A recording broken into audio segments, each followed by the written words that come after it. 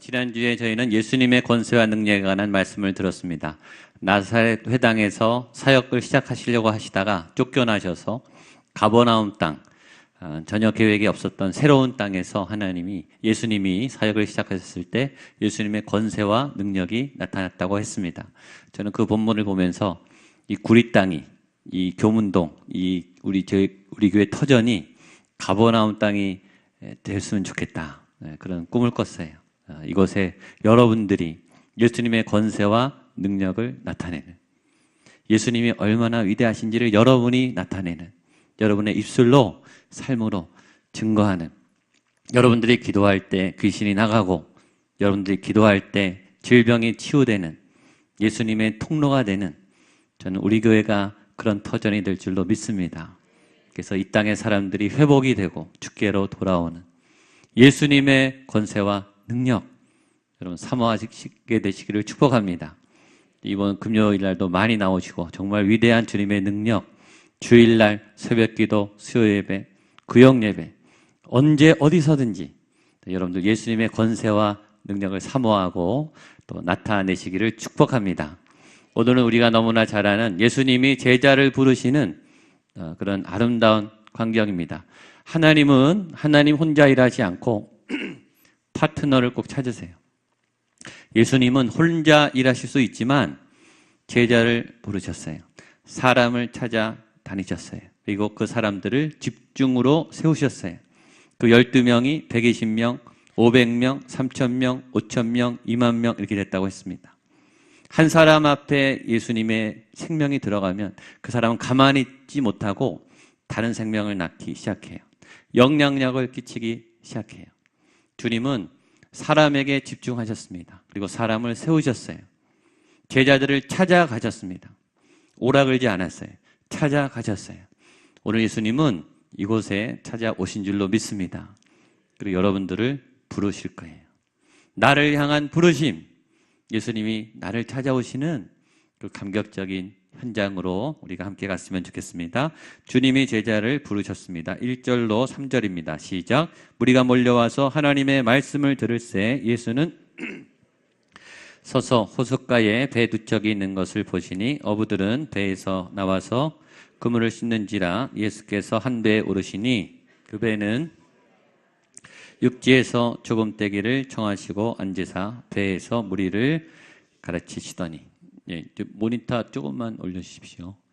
여기 아주 재밌는 두 장면이 같이 나옵니다. 예수님이 한쪽에서는 말씀을 가르치세요. 설교하는데 무리가 몰려왔어요. 아마 몇백 명이나 몇천 명이 아마 몰려 있겠죠. 지금 소문이 막 나서 예수님의 권세와 능력 때문에 구름대처럼 사람들이 몰려들기 시작했어요. 그런 영적인 광경과 이쪽에서는 생업을 하는 어부들이 그물을 싣는, 그러니까 같은 장소, 같은 시간, 같은 공간에서 두 가지 일이 일어나는 거죠. 이쪽에서는 하나님의 생명의 역사가 말씀 가운데 진행되고 있고, 이쪽에서는 생업의 현장에서 말씀과 동떨어진 전혀 다른 분주한 삶을 사는 거죠. 오늘 우리는 이곳에서 예배를 드리지만 또 어떤 분들은 삶의 현장에서, 또 휴가의 현장에서, 심지어는 죄 짓는 현장에서 죄를 짓고 있을 수 있겠죠. 우리는 좋은 마음으로 소망으로 한 달을 시작했지만 어떤 분들은 답답한 마음으로, 절망의 마음으로, 어떤 분들은 찬양하며 소망으로 하나님께 영광을 돌리지만 어떤 분들은 추락하면서 가슴 아파하면서 이 시간에 같이 있을 수 있을 것입니다. 우리는 지금 이곳에 한 곳에서 한 장소에서 같은 시간에 예배를 드립니다. 은혜는 달라요. 은혜는 동일하게 흐르지 않아요. 같은 은혜가 오지만 은혜를 누리고 두렵고 떨리는 마음으로 하나님 안에 회복되는 분이 있고, 전혀 예배의 감동이 없이 숙제처럼 찔림 없이 방어하면서 도망가면서 내 것을 뺏기지 않으려고 움츠리면서 예배드릴 수 있습니다. 준비하고 예배하냐, 여러분 예배는 준비부터 다릅니다. 예배를 어떻게 준비하고 오느냐, 거기 이미 결정 나는 거예요. 내가 오늘 하나님의 은혜로 채워지려고 하는 분들은 예배 준비부터 달라요. 예배 순간순간이 달라요. 같은 부르심과 같은 은혜의 현장에 있지만 자, 이쪽에 예수님의 말씀을 사모해서 예수님을 따르는 무리가 있었고, 또 그 광경을 외면하고 열심히 세상에서 부유하게 살아가는 그런 무리의 두 광경이 있었습니다. 근데 놀라운 것은 예수님이 이쪽으로 뛰어 들어가셨다는 거죠. 예. 어부들이 그물을 싣는 현장으로 쳐들어가셨어요. 예수님이요, 쳐들어오세요.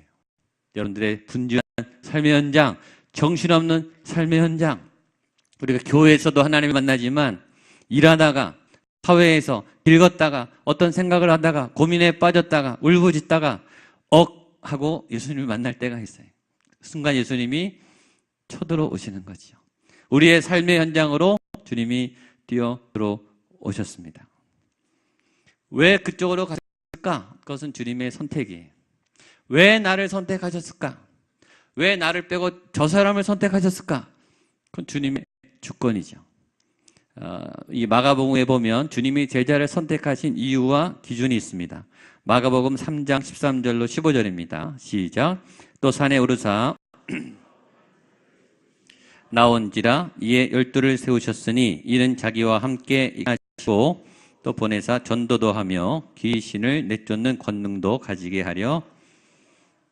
여기 제자를 뽑는 기준은 뭐죠? 자기가 원하는 자들, 예수님 마음이에요. 그건 예수님의 권한이죠. 훈련시킬 분이 뽑는 거예요. 그 주권 앞에 여러분 반감을 가지면 안 돼. 그거는 그분의 권한이에요. 그분의 권한을 인정해야죠.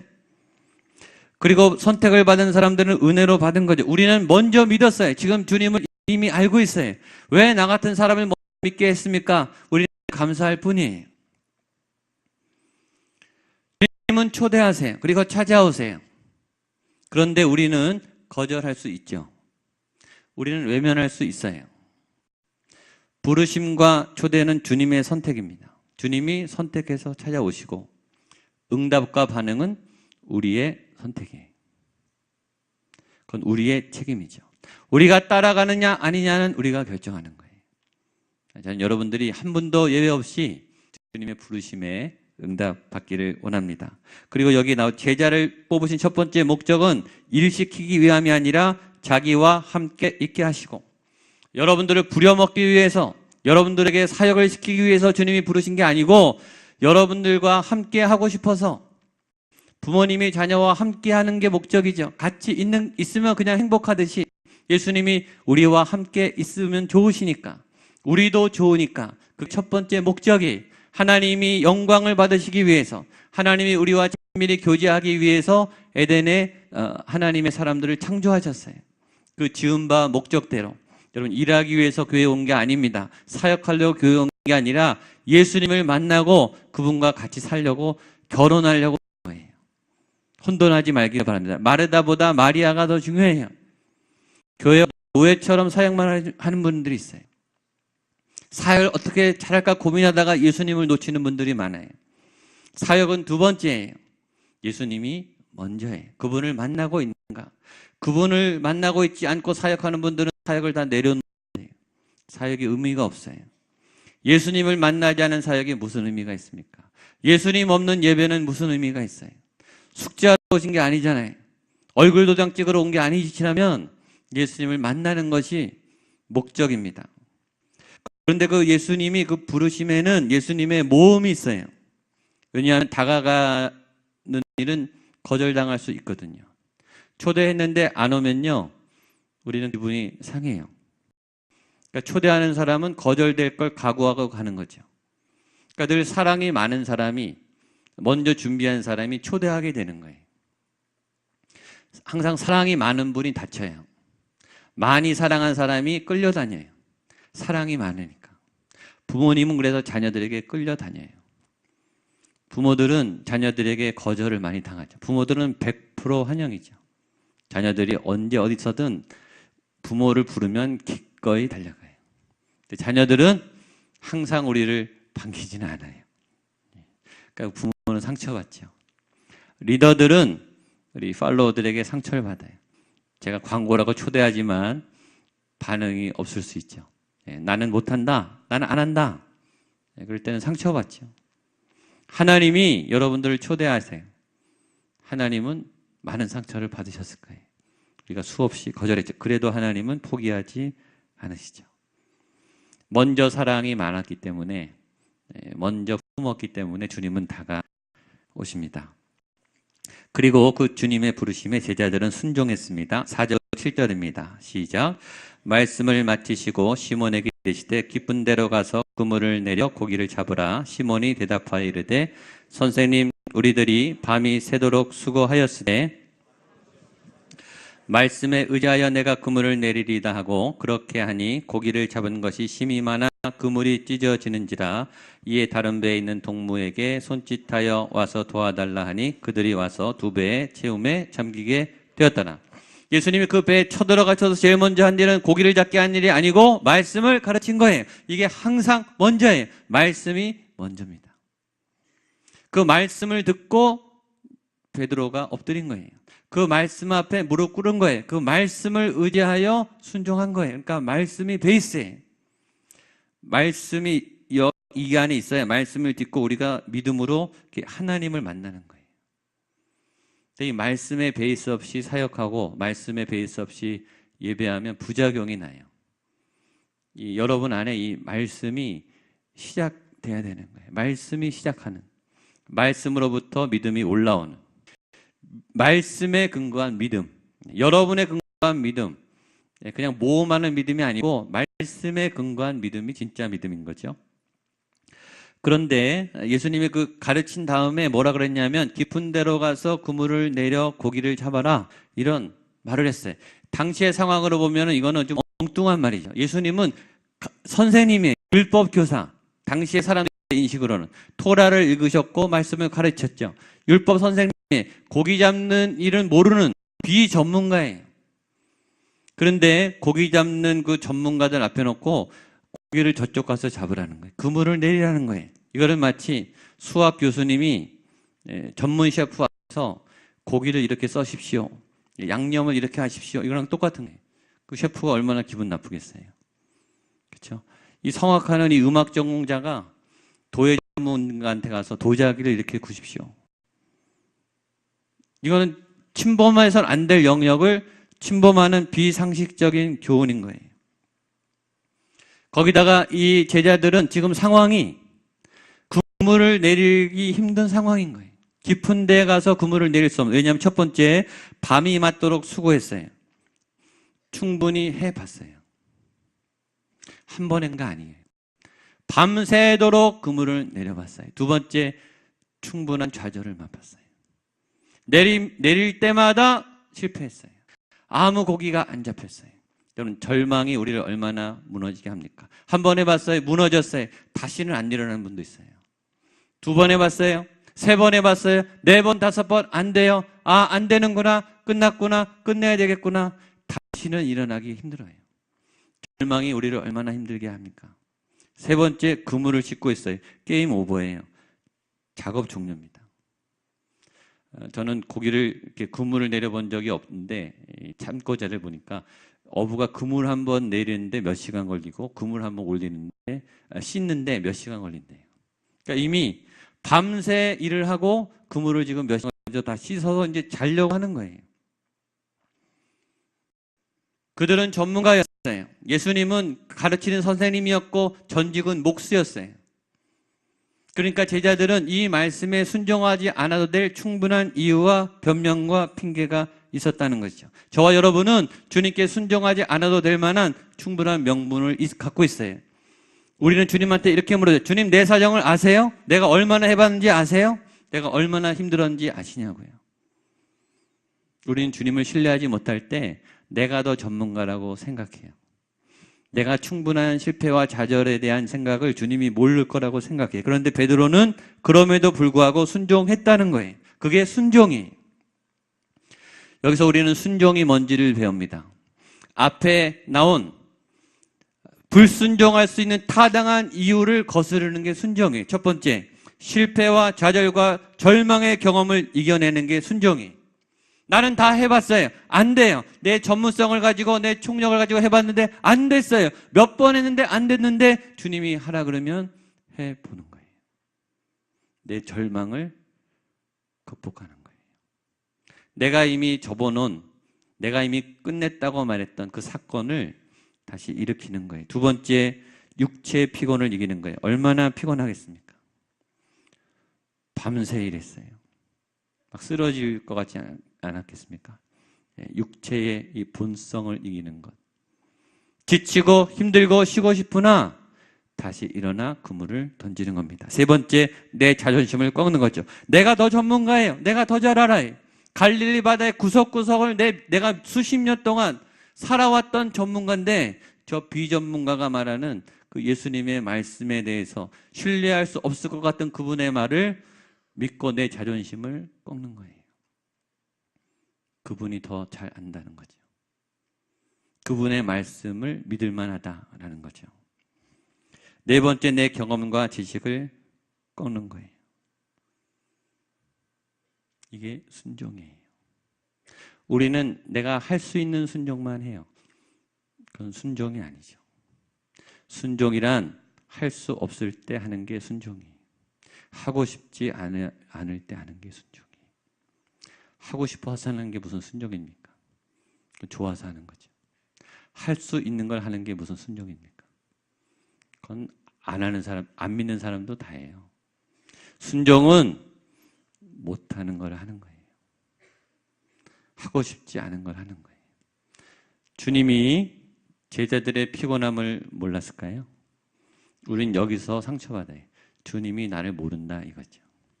주님이 내 아픔을 모른다는 거예요. 주님이 이 지경이 되도록 내가 노력하고 헛수고했던 이 절망감을 하나도 모른다는 거예요. 주님이 모르실까요? 알고 시킨 거예요. 그러니까 믿음이 작동해야 되는 거죠. 베드로가 놀라운 고백을 했습니다. 5절입니다. 시작.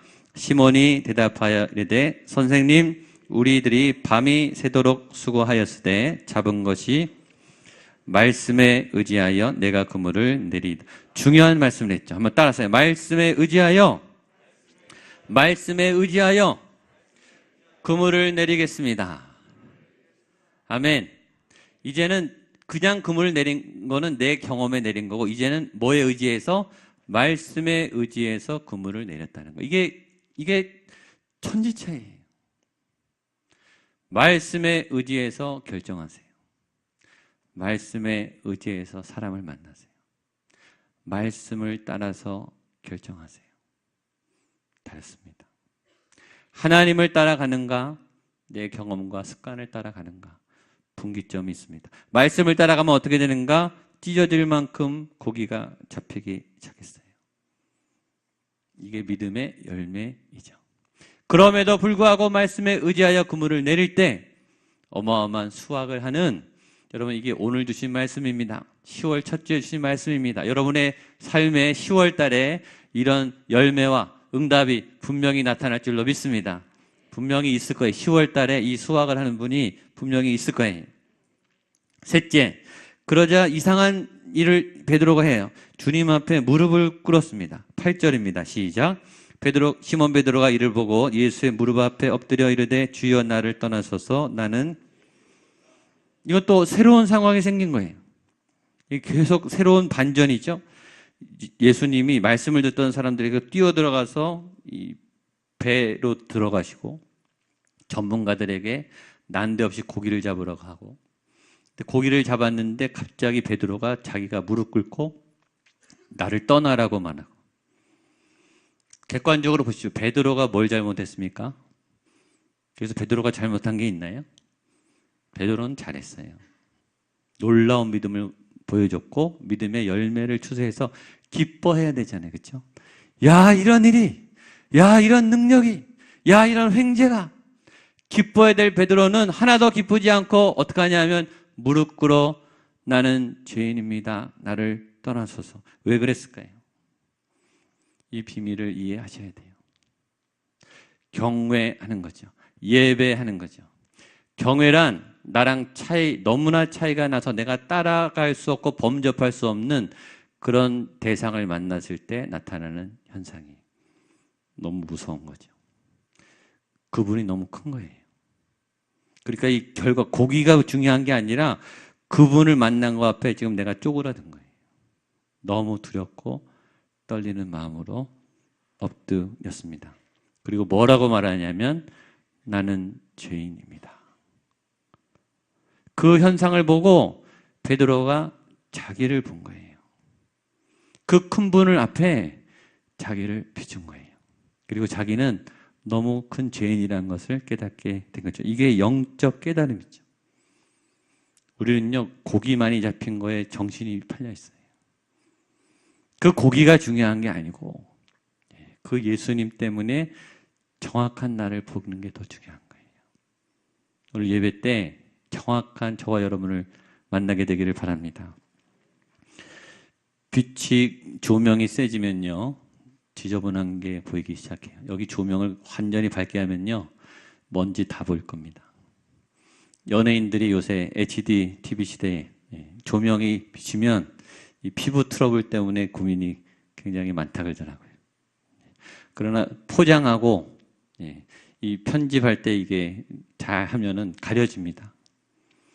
시청자는 속일 수 있어요. 예수님은 못 속여요. 정확한 빛이 강력하게 드러나면 죄인은 드러나게 되는 거죠. 우리는 간혹 굉장히 신분이 높은 어려운 그런 분을 가끔 만날 일이 있어요. 그럴 때는 옷매무새를 여미고 거울을 한 번 더 보고 차림을 점검해요. 그리고 만날 장소를 점검해요. 시간을 점검해요. 만나면 떨려요. 그리고 자꾸 내가 초라해져요. 나는 정성껏 대접을 하고 최선을 다해서 말하고 있는데 내가 실수하는 것 같아요. 그리고 이 대접이 부족해 보여요. 이유는 뭐죠? 그 대상이 크게 느껴지기 때문입니다.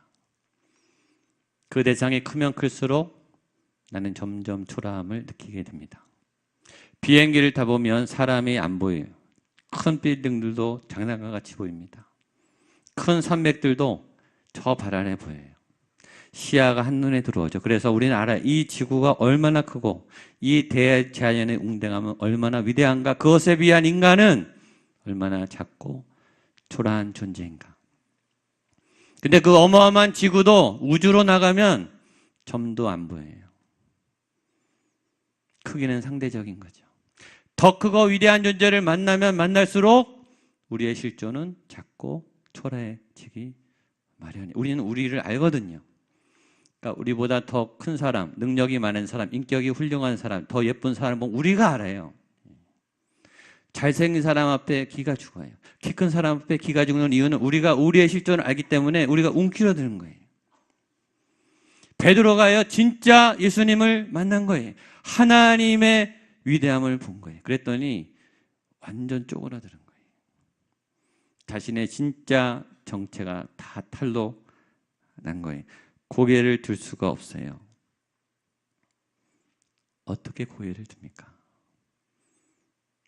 그 위대하신 힘 앞에 머리를 조아리는 거죠. 무릎을 안 꿇을 수가 없는 거예요. 여러분, 이게 예배입니다.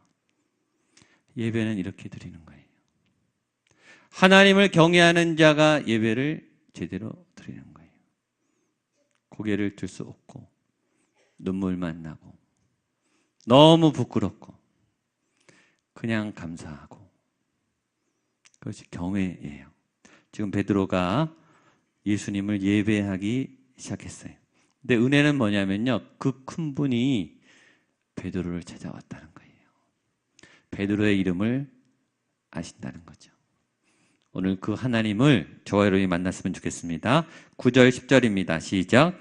이는 자기 및 자기와 함께 있는 모든 사람이 고기 잡은 것으로 말미암아 놀라고 아들로서 시몬의 동업자인 야고보와 요한도 놀랐습니다. 예수께서 시몬에게 이르시되 무서워하지 말라. 이제 오러는 내가 사람을 취하리라 하시니, 저는 개인적으로 이 메시지가 제일 좋았어요. 내가 사람을 취하리라. 주님은 베드로에게 사명을 주셨습니다. 네가 이때까지 고기를 잡았는데 세상 일을 열심히 했는데 이제 너는 사람을 잡게 될 것이다. 사람을 취하게 될 것이다. 영혼을 구하는, 생명을 접근하는, 부활 생명을 주는 그런 사람이 될 것이다 라고 베드로의 직업을 바꿔주셨어요. 핵심 메시지는 이거죠. 사람을 보라, 사람을 얻어라, 사람을 놓치면 안 된다. 우리가 열심히 일하다가 사람을 놓쳐요. 부모님들이 직장생활 열심히 하고 집안일 열심히 하고 아이들 학교 보내려고 학원이랑 정보 알다가 자녀를 놓쳐요. 제일 사랑하는 자녀가요. 그래서 다쳐요. 자녀 위에서 살다가 자녀가 망가져요. 사람을 놓친 거예요. 저는 무수히 사역을 많이 해봤어요. 사역을 잘하다가 사람을 놓쳤어요. 한두 번이 아니에요. 사역 잘하게 하려다가 사역 멋지게 결과물 보고 하려다가 사람을 놓쳤어요. 사람을 못 봐요. 우리가 의외로 가까이 있는 사람, 하나님의 사람들, 하나님의 생명을 우리가 놓치는데 예수님이 베드로에게 이제 너는 사람을 취하게 될 것이다. 일에 치우치는 사람이 아니고 영혼과 생명을 향해 살아가는 사람이 될 것이다. 이 말씀은 저에게 강력히 왔어요. 앞으로 제가 사람을 놓치지 않도록 예수님이 저에게 말씀하신다고 저는 생각했어요. 그러니까 또 이상한 일이 발생했어요. 제자들이 버리기 시작했어요. 11절입니다. 시작. 그들이 배들을 육지에 대고 모든 것을 버려두고 예수를 따르니라. 여러분, 이 모든 일이요 다 계획이 없는 거예요. 스케줄이 없는 거예요. 고기 잡고 실패해서 집에 가서 그냥 발 닦고 자는 게 스케줄인데 예수님이 쳐들어오면요 스케줄이 다 망가져요. 이게 믿음이에요, 여러분. 내 계획대로 사는 게 믿음이 아니고 예수님이 쳐들어와서 스케줄과 사건이 막 뒤죽박죽 되면서 이상한 일들이 계속 생기는 게 믿음의 역사예요. 전혀 엉뚱한 결과가 나왔어요. 지금 베드로가 모든 것을 버려두고 예수를 떠나는 그의 인생에 분기점이 생겼어요. 베드로는 예정이 없었어요. 그날 그냥 집에 들어가서 자는 거였어요. 똑같은 일상을 계속하는 거였는데 예수님이 침투에 들어오시니까 그는 그 지점에서 탈출했어요. 그 예수님을 향한 새로운 삶으로 완전히 변화됐죠. 예수님을 만나거나 하나님을 만나면 버리는 일들이 생깁니다. 제가 성경 구절들을 뽑아왔는데 같이 한번 읽어보겠습니다. 한번 보십시오. 시작. 숨은 부끄러움의 일을 버리고 썩어져가는 구습을 쫓는 옛사람을 벗어버리고 거짓을 버리고 모든 악독과 노함과 분냄과 떠드는 것과 회방하는 것을 모든 악의와 함께 버리고 이거 하면서 같이 버리셔야 돼요. 오직 하늘 즉 뒤에 있는 것은 잊어버리고 옛사람과 그 행위를 벗어버리고 망령되고 허탄한 신화를 버리고 마지막 그리스도의 도의 초보를 버리고 마지막 기억하세요. 그리스도의 도의 초보 옛날 믿음도 버려야 된다는 거예요. 옛날 은혜, 옛날 기억, 옛날 믿음, 옛날 믿음의 자랑과 수고 어제의 믿음도 버리셔야 돼요. 오늘은 오늘의 믿음으로 다시 일어나셔야 돼요. 버릴 게 많아요. 이상하게 예수님을 만난 사람들은 버리기 시작해요. 비늘이 벗겨지기 시작해요. 새로운 세계를 보기 때문이에요. 이전으로 돌아갈 수 없어요. 제가 신대원에 입학했을 때 저도 나름대로 많이 버렸다고 생각했어요. 제가 제일 버리기 힘든 것은 부모님이었어요. 제가 장남이기 때문에 부모님에 대한 책임감을 못 버렸어요. 버리게 하시더라고요. 좋은 직장도 버렸어요. 저는 연구원으로 군대 안 가도 됐는데 군대에도 가게 됐어요. 저는 나름대로 많은 것을 버렸다고 갔는데 신학교 가서 너무 부끄러웠어요. 저랑은 비교할 수 없는 정말 많은 것들을 버린 분들이 오셨어요. 저희 동기 중에 준재벌 2세들이 2명이나 있었어요. 기업 물려받을 거 아버지한테 쫓겨나면서 오신 분들 아주 놀랍게 지금 목회 아주 잘하고 계시죠. 큰 배 선장님들도 오셨고 대학 교수님들도 2분인가 3분 오셨어요. 교직 다 내려놓고 선교사로 가겠다고 오셨어요. 저는 아직도 선교사 가기는 두려워해요. 그러면서 너무 부끄러웠어요. 내가 버린 거는 아무것도 아니구나. 근데 나는 많이 버렸다고 생색내고 있고 괜히 아픈 척하고 있고 힘든 척하고 있고 너무 초라하더라고요. 예수님을 내가 제대로 만난 건가? 다 버린 건가? 여기 비교 대상이 있습니다. 모든 것 대 예수님. 그렇죠? 성경은 어떨 때 우리를 굉장히 당황스럽게 결단하게 모든 것 대 예수님입니다. 여러분 정확하게 대답하셔야 돼요. 뭐가 더 큽니까? 모든 것과 예수. 뭐가 더 크십니까? 일부 예배할 때는 금방 대답하셨는데 예수님이죠. 맞습니까? 그러니까 예수님을 선택하는 건 손해보는 건 아니에요. 맞습니까? 모든 걸 버릴 수 없다면 예수님을 제대로 만난 게 아닙니다. 적당히 버리게 된다면 그분은 적당히 만난 거예요. 여러분이 버릴 수 있을 만큼 버린 만큼 그만큼이 여러분의 예수님을 향한 믿음이에요. 다 버릴 수 있는 분은 예수님을 다 만난 분이에요. 이것이 믿음의 척도입니다. 베드로는 정통으로 직통으로 만났어요. 그래서 다 버릴 수. 베드로가 바보입니까? 버리게. 베드로가 계산 못해서 버렸을까요? 아니에요. 다 가졌다고 생각해서 버린 거예요. 이제는 아무것도 필요 없다고 생각해서 버린 거예요. 베드로 인생의 최고의 선택을 한 거죠. 그 결정의 순간을 베드로는 놓치지 않았습니다. 그리고 지금 2000년이 넘도록 우리에게 베드로로 남아있는 그 분기점이 이날 여기서 시작된 거예요. 위대한 선택이죠. 10월 달에 하나님이 여러분에게 이런 선택을 하게 하실지 모르겠습니다. 저는 여러분들이 이득이 되는 선택을 했으면 좋겠습니다. 예수님을 선택하십시오. 예수님을 가지십시오. 예수님 안에 예수님과 동행하는 여러분 되시기를 축복합니다. 기도하겠습니다. 하나님 아버지, 주님이 우리를 찾아오셨습니다. 주님이 우리를 부르셨습니다. 그리고 베드로는 엎드려 주 앞에 무릎을 꿇고 나를 떠나라고, 나는 죄인이라고 고백했습니다. 그리고 그 예수님이 베드로를 선택해 주셨고 베드로는 모든 것을 버리고 예수님을 따라갔습니다. 하나님, 그 위대한 부르심과 선택에서 베드로는 주저하지 않았고 예수 그리스도를 품었습니다. 하나님, 우리도 그 좋으신 예수님, 모든 것과 비교할 수 없는 더 크신 예수님 선택하게 하여 주시옵소서. 남은 생에 주님을 달려갈 수 있는 건강한 믿음으로 우리를 세워 주시옵소서. 예수님의 이름으로 기도하옵나이다.